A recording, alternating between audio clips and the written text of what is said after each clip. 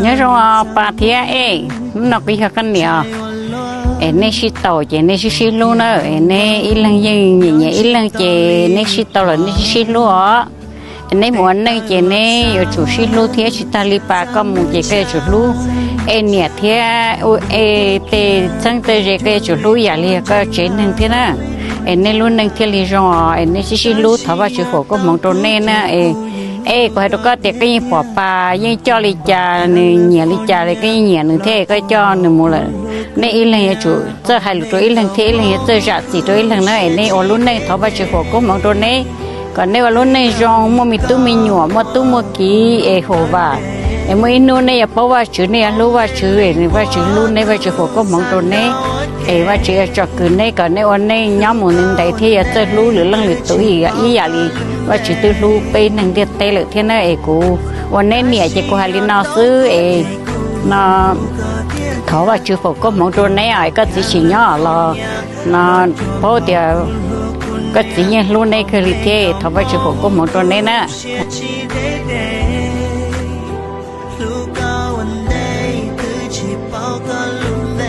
Thank you for being my sister. Congrats.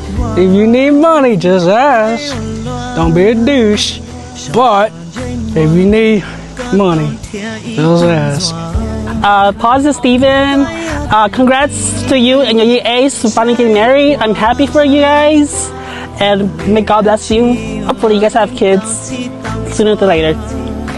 I hope you guys have a happy marriage and that there's no arguments. And if there is, you guys can solve it without fighting. Congratulations on your marriage. I just want to say congratulations to my sister Paul and your EAs. And I'm happy for you guys getting married. Hope you take your pictures, writing. As always, you guys always argue and fight, but you always make up and have the love in you. And I'm very happy to be your brother and say congratulations on this day. I'm happy to see what y'all gonna bring us in the future.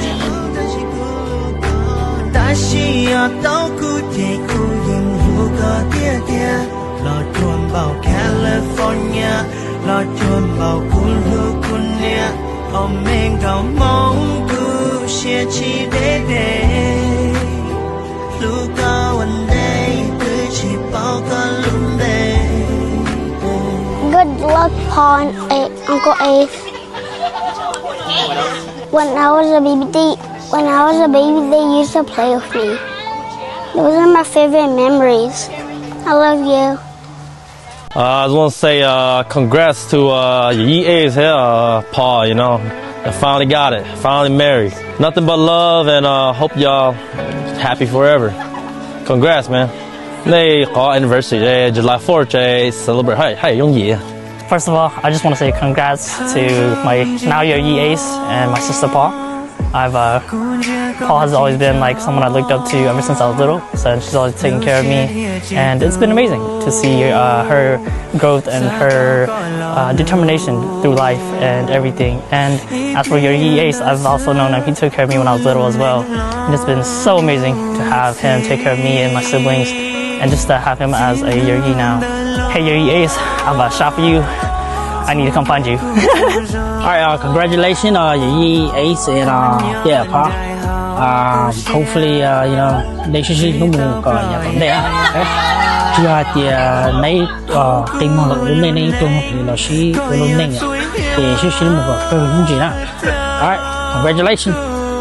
இப்போ தெரிஞ்சா தைல லோ நான் தான் சி என்னை சிலு தேத்தியா நக்கு முவாச்சு பண்ணா என்னை தைல பேசடனா thì xí lô mà có năng cái có xí lô nó ta chỉ nên xí lô nữa cái nếu tụi đã lâu tới hải mang đồ nên nó này nhẹ cho chỉ hỗ trợ nó cái cú nhẹ cho chỉ tua tàu tua giờ đi chào là cú nó này là tê rồi nên tê nhẹ tê chỉ và nhỏ hậu nó là cái cú giống xe thì nên xí lô ta chỉ còn nên dọn dọn lên nên tụi xí lâu hay rồi đó xí lô là mà cho cái giống con trâu thì nữa rồi ít bia thế nữa da ta chỉ mà xí lô nhỏ hậu nên lô xe còn ta ít chỉ chứ còn này ít tụt thoát đai ít tụt chứ giờ còn nói là khỏi dùng thế dù thoát đai tụt khen chứ dù hai đôi nữa thì dù cũ lú co vậy chủ lú forever nữa hai tí giả thì còn nói dùng nói bé cho quân nhẹ quân sĩ vậy bé mua lù lò xí thả bé cho lâu rồi chứ nếu về thả cho chế nó giờ nó bé sao thì chế của em một chế của mà khá cho kế vẫn năng đồ này thôi nhỏ gì